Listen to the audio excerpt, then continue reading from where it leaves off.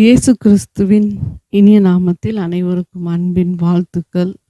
இந்த நிகழ்ச்சி மூலமாக உங்கள் அனைவரும் சந்திப்பதில் மிக்க மகிழ்ச்சி அடைகிறேன். வெளிப்படுத்தல் 22:14 ஜீவ விருட்சத்தின் மேல் அதிகாரம் உள்ளவர்களாவதற்கும் வாசல்கள் வழியாய் நகரத்திற்குள் பிரவேசிப்பதற்கும் அவருடைய கற்பனைகளின்படி செய்கிறவர்கள் பாக்கியவான்கள். ஹல்லேலூயா.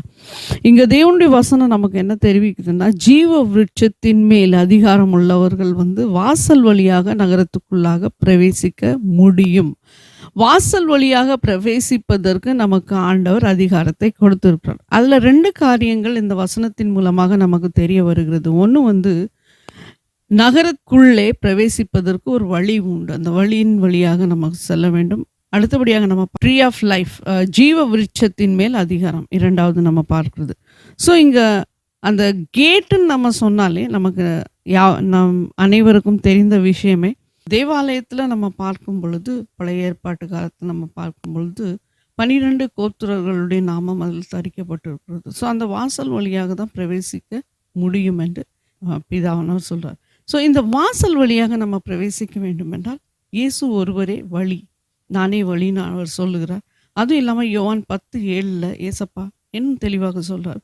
ஆதலால் இயேசு மறுபடியும் அவர்களை நோக்கி, நானே ஆடுகளுக்கு வாசல் என்று மெய்யாகவே உங்களுக்கு சொல்லுகிறேன். அப்போ நமக்கு தெளிவாக தெரியுது, ஏசப்பா தான் ஆடுகளுக்கு. ஆடுன்னு சொன்னால் அவருடைய ஃபாலோவர்ஸ், அவருடைய பிள்ளைங்க, அவருடைய servants and children of God, இவங்கெல்லாம் ஃபாலோவர்ஸ். இவங்கெல்லாம் ஆட்டு மந்தைகள்.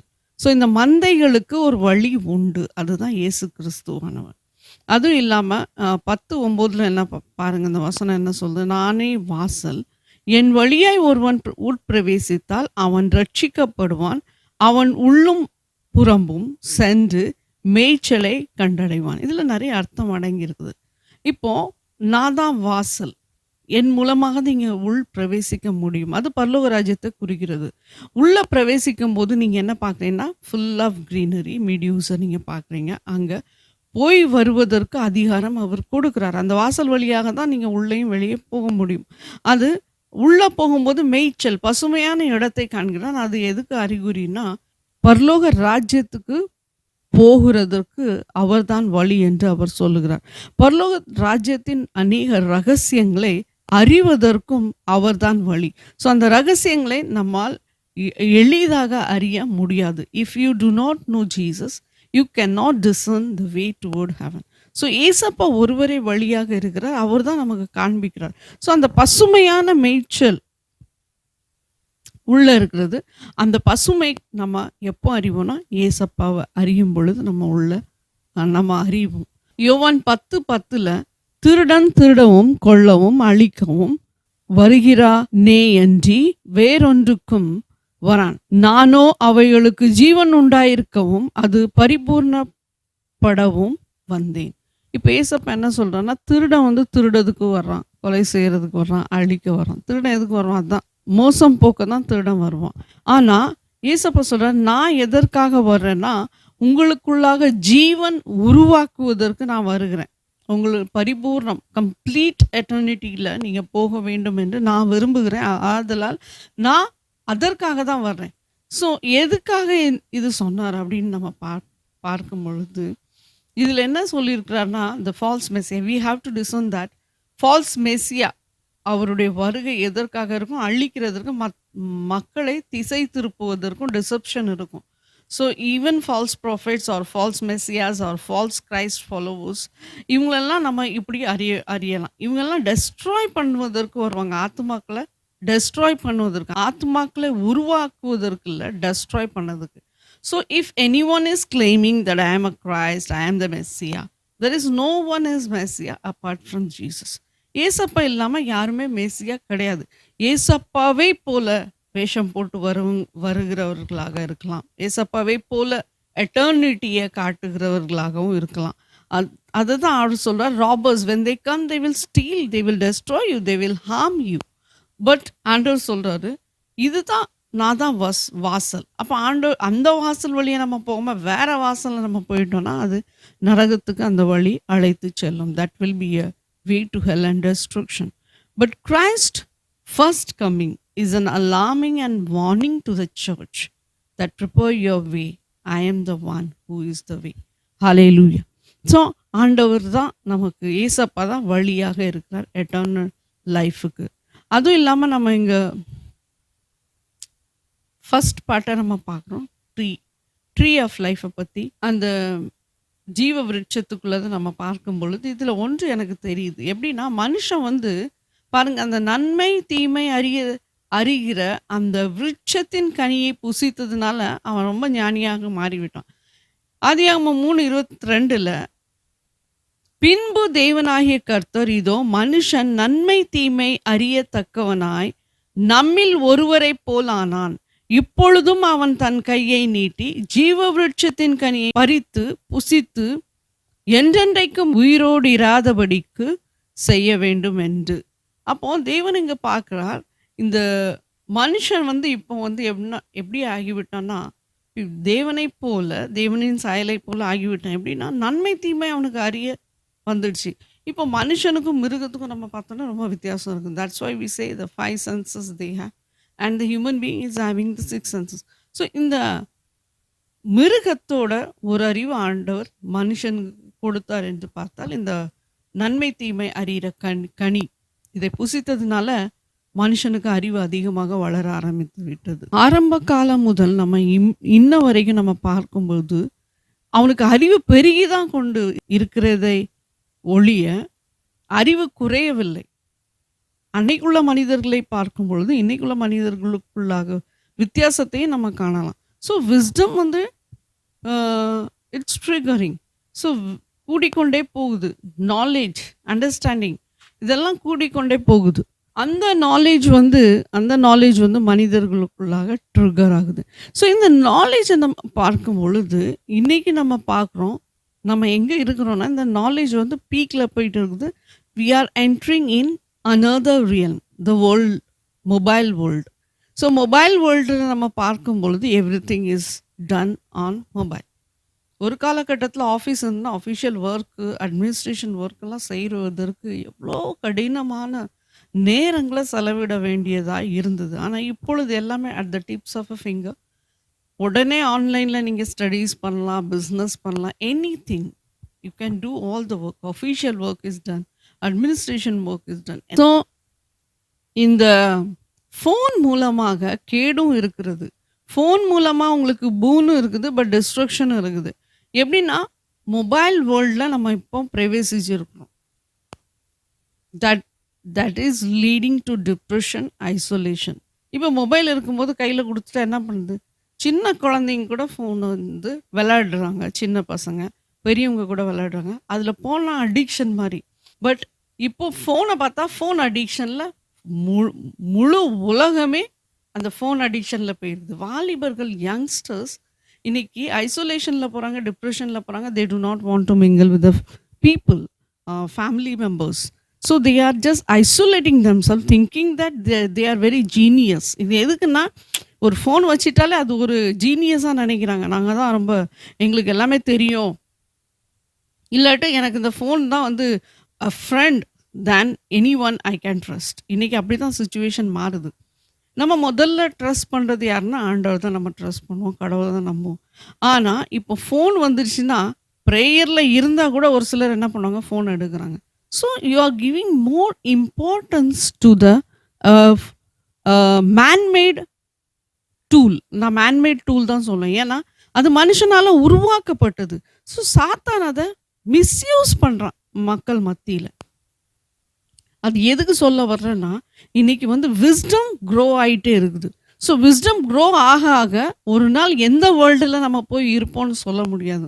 ஏன்னா நிறைய கண்டுபிடிப்புகள் சிப்பு மூலமாக, சிப்பை பயன்படுத்தி அநேக கண்டுபிடிப்புகள், இது எங்கே போய் எந்த விளைவுக்கு கொண்டு போய் சேர்க்கணும்னு நமக்கு இன்னைக்கு தெரியாது. பட் இது வந்து மிகவும் கேடான வழிக்கு தான் கொண்டு செல்லும். நம்ம பார்க்குறோம், ஜெனசிஸ் ஆதியாகமம் 3:24 தேவன் பயந்தார். எதற்காக பயந்தார்னா, இந்த ஜீவ விருட்சத்தின் கனியை புசிச்சு ஆதாமும் ஏவாளும் நிரந்தரமாக நம்மை போல ஜீவித்து விடுவார்கள் என்றும், அந்த கேருபீன்களையும் அந்த சுடரொளி பட்டயத்தையும் வைத்து அந்த ஜீவ விருட்சத்தின் மரத்துக்கு ஒரு பாதுகாப்பு போடுறார்.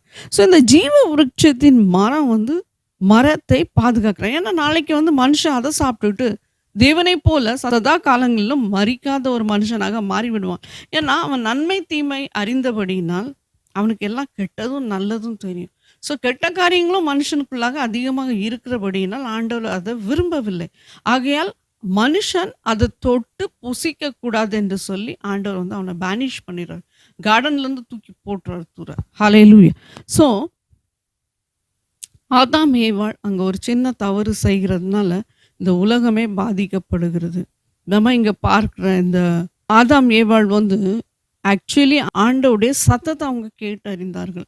ஆண்டவர் அந்த தோட்டத்துக்குள்ளாக நடக்கிற சத்தத்தை தான் முதல் மனிதன் முதல் மனுஷி தேவன் உட்பிரவேசித்து அந்த தோட்டத்துல நடக்கிற சத்தத்தை கேட்டார்கள் என்று தான் எழுதப்பட்டிருக்கிறது. அவர்கள் தேவனை பார்த்தார்கள் என்று முகமுகமாய் பார்த்தார்கள் என்று எழுதப்படவில்லை. பட் அவங்க தேவனுடைய நடக்கிற சத்தத்தை கேட்டார்கள். பயந்து ஒளிந்து கொண்டு இப்ப ஞானம் பிரவேசிச்சு ஆண்டவர் சொன்னார் எல்லா கனியும் நீ சாப்பிடலாம் தோட்டத்துல, இந்த கனியை மட்டும் புசியாதன்னு சொன்னார்னா அதுக்கு அர்த்தம் இருக்கும். இப்ப ஆண்டவர் வந்து ஒரு பிள்ளைங்கள வந்து நீ இந்த வழியில போகாத அப்படின்னு சொன்னார்னா அதுக்கு ஒரு அர்த்தம் இருக்கும். நீ இந்த காரியத்தை செய்யாத அப்படின்னு சொன்னார்னா பெரியவங்களோ சிறியவங்களுக்கோ ஆண்டவர் சொல்றாருன்னா அது ஒரு நன்மையாக தான் இருக்கும். அவர் முன்கூட்டியே அறிந்திருக்கிறார் நம்ம காரியங்களை. ஆகவே அவர் நமக்கு தெரிவிக்கிறார். ஆனா இங்க வந்து ஆதாம் ஏவாளுக்கு இன்ஸ்ட்ரக்ஷனும் கொடுத்துருக்கிறார். அந்த நன்மை தீமை அறிகிற பழத்தை மட்டும் சாப்பிடாத, மற்ற பழத்தெல்லாம் சாப்பிடு. நீ எந்த காரியத்தை செய்யக்கூடாதோ அது மட்டும் செய்யாத, ஆனா நன்மையான காரியம் செய்யன்னு நம்ம சொல்லும்போது நம்ம அதை செய்ய மாட்டோம். எது தீங்கு எது தீமை எது நமக்கு கேடு வர வைக்குதோ அதுதான் நம்ம செய்வோம். ஆண்டவர் இங்க அதுதான் அழகா சொல்லியிருக்காரு பாருங்க. அந்த விருட்சத்தின் கனியை பார்க்காத. இன்னைக்கு எல்லாருடைய கண்ணு அங்கதான் இருக்குது. மொபைல்ல நீங்க என்னெல்லாம் பார்க்குறீங்க? கெட்ட காரியங்கள் எல்லாம். இது ஒரு சாக்கடை வேர்ல்டு ஆயிட்டு. ஒரு சாக்கடை தான் சொல்லணும். கார்பேஜ் உள்ள வந்துருது. ஃபோன் ஆன் பண்ணாலே கார்பேஜ். எல்லா விதமான குப்பை உள்ளே வந்துருது. இன்னைக்கு வி ஆர் பிஸி. அதில் பிஸியா இருக்கிறதுனால பிள்ளைங்களுடைய படிப்பு ஸ்பாயில் ஆகுது. பெரியவங்க வேலை கெடுது. வீட்டில் வேலை செய்கிறவங்க கூட வீட்டு வேலை கூட கெடுது. ஏன்னா ஃபோன்லேயே பார்க்குறாங்க. பெண்கள் இப்போ ஃபோன்லேயே பிஸி ஆயாச்சு. ஸோ அநேக காரியங்களை கேடுபடுத்துறது இந்த phone. There should be a limit. எப்படி நம்ம ஆப்ரேட் பண்ணுறோம், எப்படி யூஸ் பண்ணுறோம். ஒரு டெக்னாலஜி கூட நம்ம வீட்டுக்குள்ளாக வந்தால் கூட அதுக்கு வந்து ரொம்ப இம்பார்ட்டன்ஸ் கொடுத்து ரொம்ப அதை யூஸ் பண்ண தெரியணும். அதை எவ்விதமாக யூஸ் பண்ண தெரியணும். இப்போ அதே பெண்கள் பார்த்துக்கிட்டு இருந்தால் வீட்டில் நம்ம மற்ற காரியங்களை நம்ம கவனிக்க முடியாது. ஆண்களும் சரிதான், பிள்ளைங்களும் சரிதான். அதே பார்த்துக்கிட்டு இருந்தால் படிப்பு மண்டையில் ஏறாது, படிக்கவே முடியாது. ஸோ இதை நம்ம அவாய்ட் பண்ணால் நம்ம முதல்ல ஆரம்பத்துலேருந்து நம்ம கற்றுக்கொண்டா நம்ம உலகத்தில் உள்ள அநேக கேடுகள்லேருந்து நம்மை நாமே காப்பாற்றி கொள்ளலாம். டிப்ரெஷனில் போயிட்டு அப்புறமா டிப்ரெஷன் ஆகி அது வேற விளைவுகள் சந்திக்குவதற்கு முன்பதாகவே நம்ம வந்து நம்மை காப்பாற்றி கொள்ள வேண்டும். ஸோ இங்கே ஆண்டவர் ஆதாம் ஏவாள் வந்து ஆண்டோடைய சத்தத்தை அறிந்தார்கள். ஆனால் இன்னைக்கு வந்து நிறைய பேருக்கு ஆண்டவர் இருக்காரா இல்லையா? Confusions, a lot of confusions. Some believe and some don't believe whether God is existing or not. Everyone knows that there is some superpower which is just taking a hold of us. When you look to the universe and the creation of universe, you are so much tremendously surprised. How could this universe be made in such a vast and distance? You cannot count it. So, எவ்வளோ light years போயிடுது. அதுக்கு நம்ம calculate பண்ணுவதற்கு அந்த நேரங்கள் காலங்கள்லாம் நம்மளால அறிய முடியாது. ஆண்டோடைய படைப்பு அவ்வளோ பிரம்மாண்டமாக இருக்கும் பொழுது ஆண்டவர் ஒருவர் இருக்காருன்னு ஒரு சிலர் விசுவாசிக்காங்க. ஆனால் வேதம் என்ன சொல்லுது? சங்கீதம் 53:2 God looks down from heaven upon the children of men, see if there are any who understand, who seek God. ஆண்டவர் நல்லா பார்க்குறாரு பாருங்க. இங்க 53:2 தேவனை தேடுகிற உணர்வுள்ளவன் உண்டும் என்று பார்க்க தேவன் பரலோகத்திலிருந்து மனுபுத்திரரை கண்ணோக்கினார். ஹல்லேலூயா. பரலோகத்திலிருந்து தேவன் பார்க்கிறார். அவரை யாரும் தேடுறாங்களா, தேடுற மனிதர்கள் யாரும் இருக்கிறாங்களான்னு பரலோகத்திலிருந்து பார்க்குறார். ஹல்லேலூயா. இன்னைக்கு நமக்கு தெரியல ஆண்டவர் எப்படி தேடணும்னு சொல்லி. நிறைய பேருக்கு தெரியல. நிறைய பேர் busy in this world. Manmade இன்ஸ்ட்ருமெண்ட்ல பிஸி. உலகம் இன்னைக்கு எங்கே போயிட்டு இருக்குன்னு எனக்கு தெரியல. ஆனால் பிலீவ் ஜீசஸ். ஹalleluya. ஆண்டவர் அதை பார்க்கும் பொழுது என்னை தேடுகிறவர் இருக்காருன்னா ஒரு பக்கமாக நம்ம பார்க்கும் பொழுது ஆண்டோடைய இருதயம் வாஞ்சியாக இருக்கிறது. என்ன தேடுற பிள்ளைங்க இருக்காங்களா இல்லையா என்று ஆண்டவர் பார்க்கிறார். So world is very vast and belief is also diminishing. பிரச்சனை வந்தால் தான் நிறைய பேர் ஆண்டவர் தேடி ஓடுறாங்க. ஸோ ஆண்டவருக்கும் தெரியும், தேடலைன்னா எப்போது ஒரு சின்ன அடியை கொடுப்பாரு, அப்போ நம்ம ஆண்டவர் தேடி இன்னும் அதிகமாக ஓடும். ஸோ நாமும் அந்த பரலோக ராஜ்யத்தில் ஒரு பார்ட்டேக்கராக இருக்கணும், அந்த கிங்டம் ஆஃப் ஹெவன். ஸோ தேவனுடைய அந்த புதிய ராஜ்யத்தில் நம்ம பிரவேசிக்கணும்னா நம்ம அதில் ஆண்டவருடைய பிள்ளைகளாக இருக்க வேண்டும். கர்த்தருடைய பிதாவின் அட்மினிஸ்ட்ரேஷன் ஒரு நாள் எஸ்டாப்ளிஷ் ஆக போகுது. Father will be a supreme, son will be a king. பிதாவானவர் சுப்ரீம் ரூலராக இருக்க போகிறார், குமாரன் ஒரு ராஜாவாக இருக்க போகிறார். அவருடைய ஆளுகை அற்புதமாக இருக்கும். நம்ம ஃபியூச்சரிஸ்டிக் டைமென்ஷன், நெக்ஸ்ட் ஃபியூச்சரிஸ்டிக் டைமென்ஷனில் நம்ம பிரவேசிக்க போகிறோம் வருகிற காலத்தில். So we are going to be transported to another world. இங்கே இருக்கிற உலகம் நிரந்தரமாக இருக்க போகிறது கிடையாது. ஸோ இந்த உலகத்திலேருந்து ஆண்டவர் நம்மை எடுத்துக்கொள்வார். இங்கே நம்ம பார்க்குறோம், இந்த டிரான்ஸ்போர்ட் ஆகும் பொழுது நம்ம அங்கேயும் ஒரு உலகம் இருக்கா. ஒரு சிலருக்கு ஃபெய்த் இருக்குது, ஓகே ரைட். பட் இன்னும் நிறைய பேருக்கு ஃபெய்த்தே கிடையாது. இன்னும் நிறைய பேர் நம்ப மாட்டேங்கிறாங்க. நான் என்ன ஆண்டவர் பரலோகத்துக்கு எடுத்துக்கொள்ளும் பொழுது, when I was transported, I saw that I am flying. Of course, I do not have the wings to fly. But Jesus took me, and when I was carried by Jesus, ஏசப்பா என்னை தூக்கி கொண்டு போகும் பொழுது ஃபாஸ்ட்டாக போகிறோம். ஃபாஸ்ட்டாக போகும்பொழுது ஜெட் பிளேன் அதை காட்டிலும் பயங்கர ஃபாஸ்ட்டாக போகும்போது என்ன நடக்குதுன்னா, நான் நினைக்கிறேன் ஒன்று சத்தம் போகணும்னு நினைக்கிறேன், சத்தம் வரல. மேலே போய் பார்த்தா என்னடா, மேலேயும் போனால் அங்கேயும் ஒரு இடம், வெளிச்சம் பயங்கரமாக இருக்குது, த்ரோன் ரூம் ஆஃப் காட். இன்னும் நான் நினைக்கிறேன் நம்ம கீழே பார்த்தோமே, கீழே ஒரு உலகம் இருக்குது, மேலேயும் இப்படி ஒரு இடம் இருக்குது. ரொம்ப ஒரு ஆச்சரியமான விஷயம். I was so stumble. ஏன்னா நான் ரொம்ப திகைத்து போனேன், இப்படியும் இருக்குது அப்படின்னா. Because I am seeing what is happening to me. என்னை கொண்டுட்டு போகும்பொழுது நான் பார்க்குறேன் அங்கேயும் அதே போல தான் மக்கள் இருக்கிறாங்க, சத்தம் போடுறாங்க. பூமியில் எப்படி இருக்குது அதே போல தான் பரலோகத்துலேயும் இருக்குது. So how good it be? என்னை தூக்கிட்டு போகிறாங்க, அப்போ வேறு இடத்துக்கு தானே கொண்டுட்டு போகிறாங்க. அந்த வேறு இடத்துல நம்ம போகும்பொழுது அங்கே பரலோகத்தை நம்ம பார்க்குறோம். ஸோ ஆண்டவர் ஒருவர் இருக்கிறதுனால தான் அவர் இன்னும் ஜனங்கள் மீது ஆண்டவர் அன்பை காட்டுகிறார். அவர் பிள்ளைகளை நோக்கி இன்னும் அவர் நேரத்தை கொடுக்கிறார். நமக்கு பரலோக ராஜ்யத்தில் போகும் வரைக்கும், நம்ம பிரயாணம் இந்த பூமியில் இருக்கும் வரைக்கும் ஆண்டவர் நமக்கு பாதுகாப்பாக இருப்பார், துணையாக இருப்பார். பயப்படாதீங்க, ஆண்டவர் நம்ம செவ்வையான வழியில் நடத்தி அழைத்து செல்வார். இங்கே பவுல் டிஸ்கிரிப்ஷன் நம்ம பார்க்கும் பொழுது ஒரு இமை பொழுதில் அப்படின்னு 1 கொரிந்தியர் 15 நம்ம பார்க்கும் பொழுது அந்த 51-52 வசனத்தில் சொல்கிற இமை பொழுது, நம்ம கண்ணை மூடி திறக்கிறதுக்குள்ளே இயேசு கிறிஸ்துவின் வருகை இருக்கும். அதுக்குள்ளே நம்ம என்ன ஆயிடுவோம், நம்ம பாடி டிரான்ஸ்போர்ட் ஆயிரும். காட் அப் இன் த ஏர் அப்படின்னு சொல்கிறாரு ஆங்கிலத்தில். காட் அப் இன் த ஏர் அப்படின்னா நம்ம அவர் கூட எடுத்துக்கொள்ளப்படும். அப்படின்னா உயிரோடு இருக்கிறவங்க 2 தெசலோனியன் 4 சொல்லியிருக்காரு பவுல். ஸோ ரெண்டுமே பவுலால் எழுதப்பட்ட அதிகாரம் தான், லெட்டர்ஸ் தான்.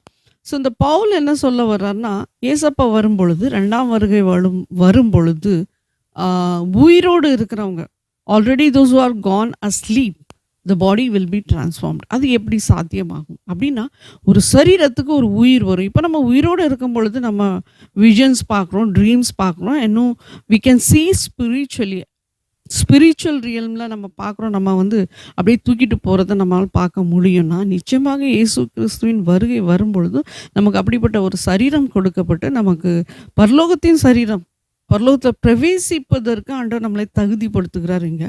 ஸோ நம்ம தகுதி பெற்ற உடனே நம்ம அங்கே அழைத்து செல்லும் பொழுது நம்ம அந்த சரீரத்துடனே அங்கே கடந்து செல்வோம். அதுதான் அவர் சொல்கிறாரு, இயேசுவின் வருகை வரும்பொழுது எல்லாருமே பிரவேசிக்க முடியாது. இந்த உலகத்தில் நமக்கு போராட்டம் உண்டு. நமக்கு நிறைய கொஸ்டின்ஸ் கேட்பாங்க, உங்களுக்கு கிறிஸ்தவ மதத்துல நீங்க ஏசப்பாவ ஃபாலோ பண்றதுனால நெறைய போராட்டம் இல்ல, வாழ்க்கையில கஷ்டம் வருது. பணப்பற்றாக்குறையும் இருக்குது. ஆனா ஒரு நாள் கூட நம்ம வெட்கப்படும்படிக்கு ஆண்டவர் நம்மை நடத்த மாட்டார். அத அவர் பார்த்துக்கொள்வார். ஆனா, ஆண்டவர் ரொம்ப அக்கறை உள்ளவரா இருக்கிறாரு. எல்லாரும் இன்னைக்குள்ள பிரசன்ட் சிச்சுவேஷன பார்க்குறாங்க.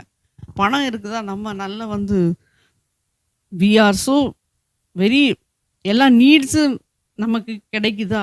அது இல்ல. நல்ல பணம் வேணும். நல்ல செல்வாக்கா இருக்கணும். நல்ல செல்வந்தரா இருக்கணும். பிறகு உள்ளது பார்த்துக்கலாம் அப்படின்னு ஒரு சிலருடைய எண்ணங்கள், தாட்ஸ். ஆனா, இன்னும் ஆண்டவர அறிஞ்சவங்க வந்து அந்த வழிய விட்டு வர முடியாது. ஏன்னா, பிகாஸ் கடவுள் வந்து அத கற்றுக் குடுப்பாரு. எப்படி போகணும், எப்படி அப்படி இருந்தா தான் எல்லாருமே கர்த்தருடைய சத்தத்த கேட்கலாமே. எல்லாருமே தான் ஆண்டவர நான் பார்த்தேன்னு சொல்ல முடியுமே. ஆண்டவர் எல்லார்ட்டயும் பேச மாட்டார். ஒரு சிலர்ட்ட தான் பேசுவாரு. அதுவும் ஒரு சிலர்ட்ட திட்டம் தெளிவாக சொல்லுவாரு.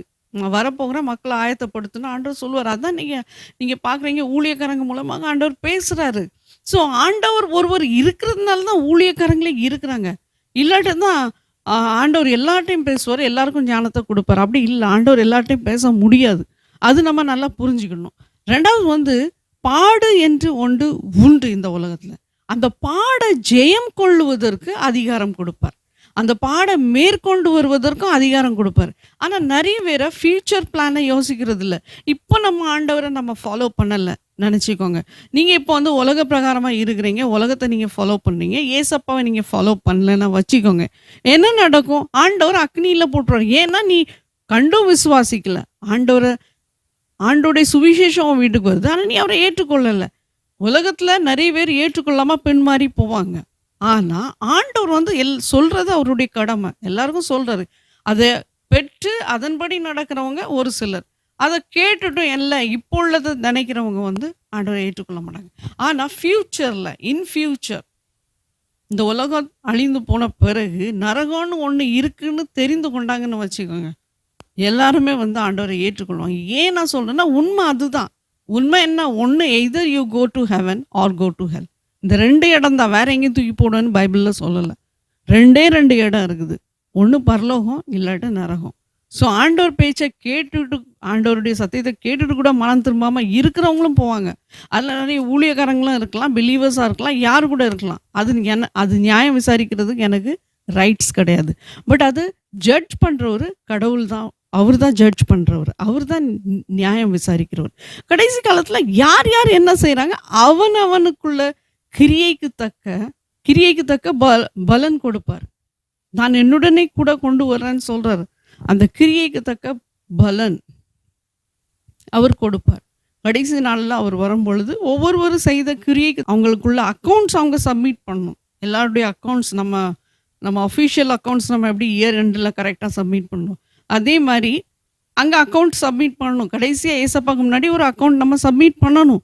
ஸோ அந்த அக்கவுண்ட் சப்மிட் ஆகும் பொழுது தெளிவா ஆண்டவரே நியாயம் விசாரிப்பார். அதில் நீங்களும் எதுவும் சொல்ல முடியாது, நானும் எதுவும் சொல்ல முடியாது.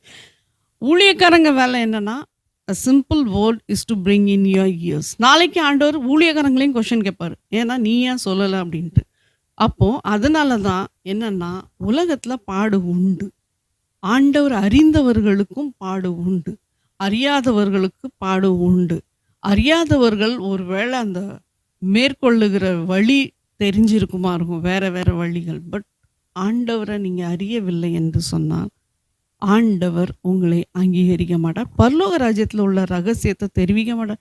பரலோக ராஜ்யத்து உள்ள பிரவேசிக்க அற்புதமான ஒரு இடம் இருக்கிறது. அங்கே நிரந்தரமாக நம்ம ஏசப்பா கூட இருப்போம்.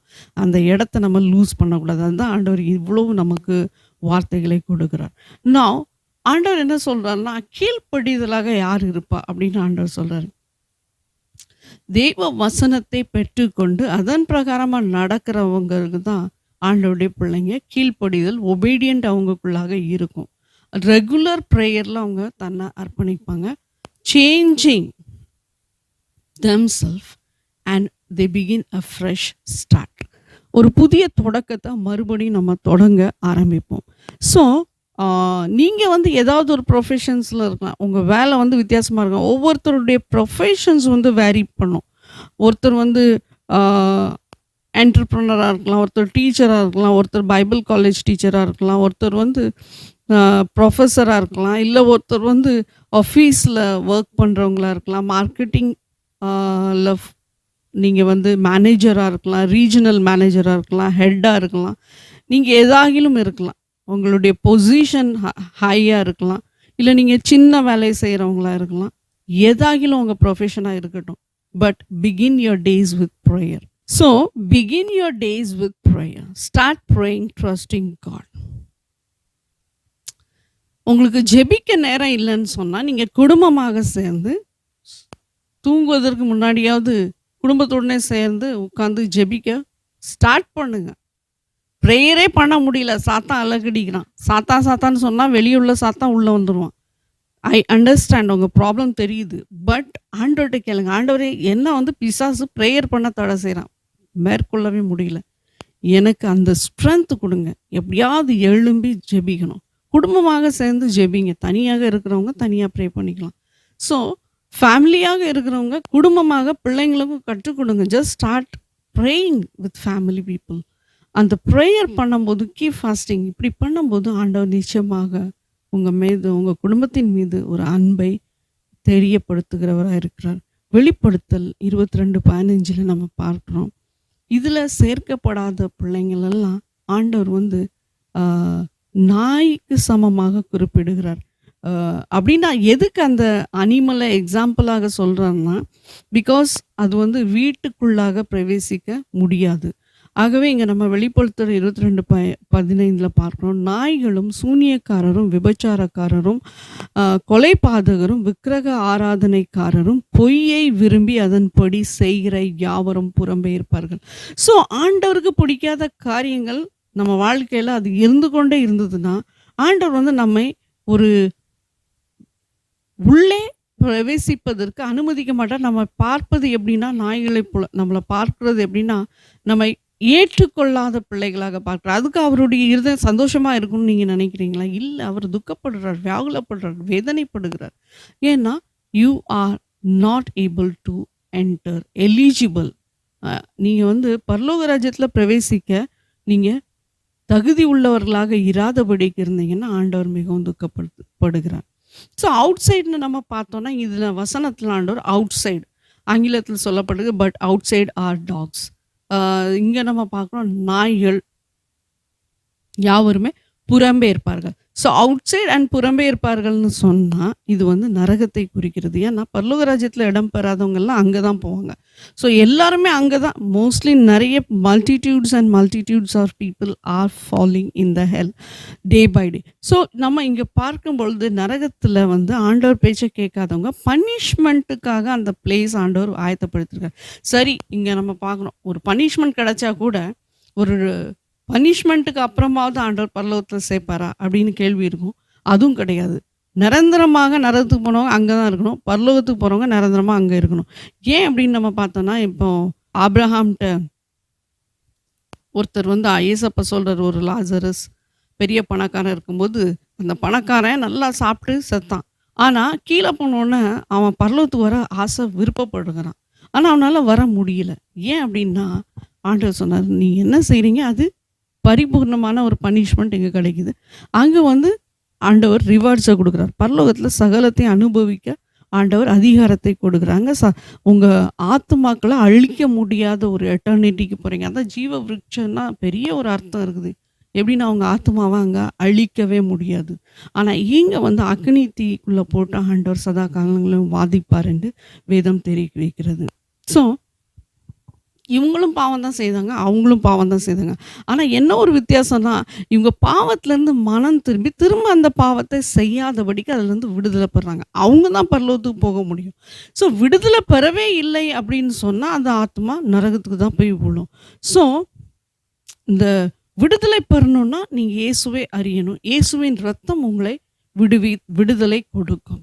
அதுதான் சொல்கிறாரு, அநியாயம் செய்கிறவன் வெளிப்படுத்தல் 22:11 அநியாயம் செய்கிறவன் இன்னும் அநியாயம் செய்யட்டும், அசுத்தமாய் இருக்கிறவன் இன்னும் அசுத்தமாய் இருக்கட்டும், நீதி உள்ளவன் இன்னும் நீதியாய் இருக்கட்டும், நீதி செய்யட்டும், பரிசுத்தம் உள்ளவன் இன்னும் பரிசுத்தம் மாகட்டும். ஹல்லேலூயா. ஸோ அநியாயம் செய்கிறவங்க, filthiness, dirty things, those who are doing, let them be in the dirty world. அவங்கள விட்டுருங்க. ஜெபம் பண்ணுங்க, திருந்தினா நல்லது. ஆனால் நீதியாக இருக்கிறவன் இன்னும் நீதியாக இருக்க பாரு, இன்னும் வசனத்தை படிக்க, இன்னும் ஆண்டவரை தேட ஆரம்பி, இன்னும் ரைச்சியஸாக இருக்கிறவன் ரைச்சியஸாக இரு. ஆனால் இன்னும் பரிசுத்தவானாக இருக்கிறவன் இன்னும் பரிசுத்தத்திற்கு பிரயாசப்படணும்னு தான் ஆண்டவர் சொல்கிறாரு. ஸோ இது கடைசியாக வெளிப்படுத்தல் 22 ஏசப்பா நமக்கு தெரிவிக்கிறாரு. ஸோ நீங்கள் இதெல்லாம் எப்படி மேற்கொள்ள போகிறீங்க? லாட் ஆஃப் எக்ஸ்கியூசஸ் நமக்கு இருக்குது. Lot of complaining. Husband is complaining about wife, she is not right. Wife is complaining about husband. இந்த கம்ப்ளைனிங் ஸ்பிரிட் எங்கேருந்து ஆரம்பிக்குதுன்னா, அந்த ஏதேன் தோட்டத்தில் தான் ஆரம்பிக்குது. ஆதாம் என்ன சொல்கிறான்? The woman whom you put, she is the one. அப்படின்னா பெண் மேலே கையை காட்டுறாரு. அந்த பெண், அந்த ஸ்திரீயை நீங்கள் என் கூட வச்சிங்களா, அந்த ஸ்திரீயால் தான் நான் அந்த பாவம் செய்தேன் அப்படின்ட்டு. ஸோ நம்ம ஒருவர் மேலே ஒருவர் பழி சுமத்துகிறவர்களாக காணப்படாதபடிக்கு ஒருவரை ஒருவர் மன்னித்து அவர்களுக்காக ஜெபிக்க வேண்டும். ஹஸ்பண்ட் மனைவியை மன்னிக்கணும், மனைவி அப்போலஜைஸ் பண்ணணும். ஸோ இப்படி இருந்தால் தான் அது ஒரு நிரந்தரமான ஒரு குடும்பம்.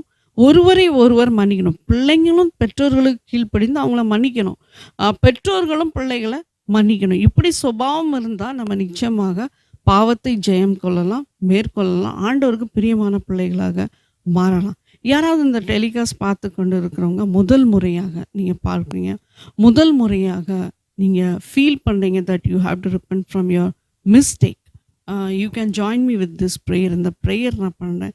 இந்த ப்ரேயர் என்னுடனே கூட சேர்ந்து நீங்கள் சொல்லும் பொழுது நிச்சயமாக ஆண்டவர் உங்களை பாவத்திலேருந்து விடுவிப்பார். நீங்கள் சொல்லுங்கள், அப்பா பிதாவே, நான் உம்மை விசுவாசிக்கிறேன், நீர் என்னை சிருஷ்டித்தீர் என்று.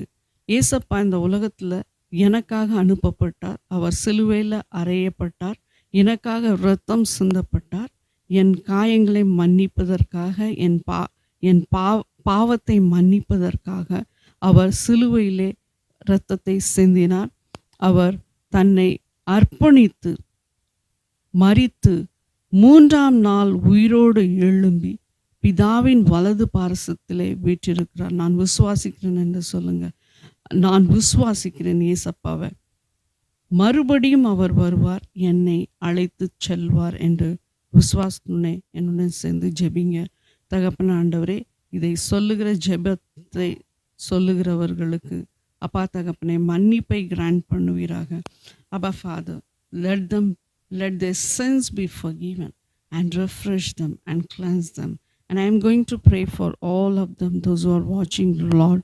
Abba Father, ஆண்டவரை பார்த்து கொண்டு இருக்கிற யாவருக்காகவும் நான் ஜெபிக்கிறேன் தகப்பன ஆண்டவரே. அவர்கள் மத்தியிலே நீர் இறங்குவீராக ஆண்டவரே. இந்த வார்த்தையின்படி ஆண்டவரே சத்தியம் ஆழமாக எங்களுக்குள்ளாக புதைக்கப்படட்டும். அநேகருக்கு அப்பா ஞானத்தை கொடுங்க, அநேகருக்கு அண்டர்ஸ்டாண்டிங் பவர் கொடுங்க ஆண்டவரே.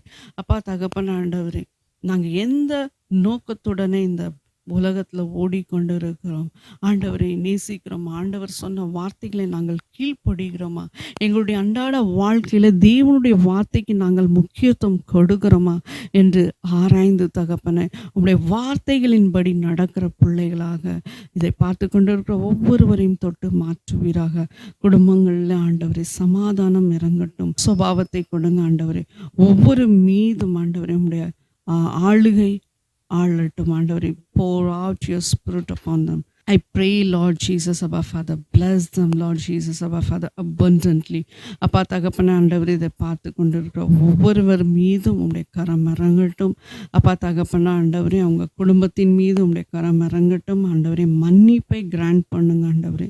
அப்பா heal them, Lord Jesus, protect them from the worldly, Abba Father, disastrous thing, Lord. உலகத்தில் உள்ள அசுத்தமான காரியங்கள்லேருந்து அவர்களை பாதுகாப்பீராக, குடும்பங்களை பாதுகாப்பீராக ஆண்டவரே. மோசம் போக்குற இந்த பொல்லாத மொபைல் ஃபோன் அடிக்ஷன்லேருந்து பிள்ளைகளையும் பெரியோரை சிறியோரை யாவரையும் அந்த அடிக்ஷன்ஸ்லேருந்து ஆண்டவரே டெலிவர் பண்ணி அப்பா தகப்பனை இந்நாள் வரைக்கும் ஆண்டவரே பாவத்தில் இருந்த பிள்ளைகளுக்கு மன்னிப்பை கிராண்ட் பண்ணுங்க ஆண்டவரே. அப்பா தகப்பனை அப்படியாக உம்முடைய ஆவியை ஊற்றுங்க ஆண்டவரே. ஒவ்வொருவருக்கும் விடுதலை, ஒரு புது வாழ்வை கட்டளையிடுவீராக. உங்களுடைய கரத்தில் ஒப்பு கொடுக்குறேன். In Jesus name I pray. Amen, amen. கர்த்தர் உங்களை ஆசீர்வதிப்பாராக. God bless you.